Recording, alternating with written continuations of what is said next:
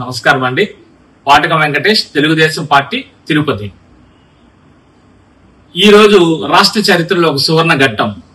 గౌరవ ముఖ్యమంత్రి వర్యులు నారా చంద్రబాబు నాయుడు గారు రాష్ట్రంలోని ప్రతి ఒక్క కుటుంబానికి 25 లక్షల వరకు వైద్య సేవలు హెల్త్ పాలసీ ద్వారా ఉచితంగా కల్పించడాన్ని ఒక చారిత్రాత్మక నిర్ణయం.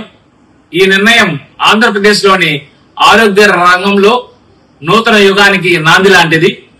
ముఖ్యంగా ఇది ఆంధ్రప్రదేశ్ లోని ప్రతి ఒక్క పౌరుడి ఆరోగ్య భద్రతకు ఒక కవచం లాంటిది. ఇది ఒక పథకం మాత్రమే కాదు, ప్రజల జీవితాలకి ఆరోగ్య భద్రతకు ఇచ్చే ఒక గట్టి హామీ లాంటిది. ముఖ్యంగా ఈ పథకంలో యొక్క ప్రత్యేకత ఏమిటంటే పేద, మధ్య తరగతి మరియు ధనవంతులు కూడా ప్రతి ఒక్క కుటుంబం ఈ పథకాన్ని వినియోగించుకోవచ్చు. అలాగే దాదాపు 3257 రకాల చికిత్సలకు కూడా ఈ పథకం వర్తిస్తుంది. ముఖ్యంగా ఈ ఆసుపత్రిలో జరిగిన 6 గంటల్లోనే అనుమతులు లభించడం, బిల్లులు కూడా 15 రోజుల్లోనే పూర్తి చేయడం కూడా జరుగుతుంది.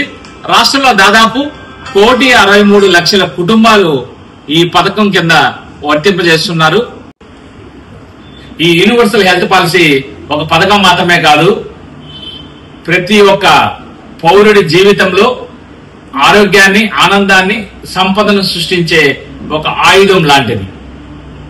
ఇటువంటి పథకాన్ని తీసుకొచ్చిన మన విజనరీ నాయకుడు చంద్రబాబు నాయుడు గారిని కృతజ్ఞతలు తెలుపుకుంటూ, అలాగే అందరం కలిసి రాష్ట్రాన్ని ఆరోగ్య ఆంధ్రప్రదేశ్ గా నిర్మించడానికి ఉద్యమం చేయాల్సిన అవసరం ఉంది.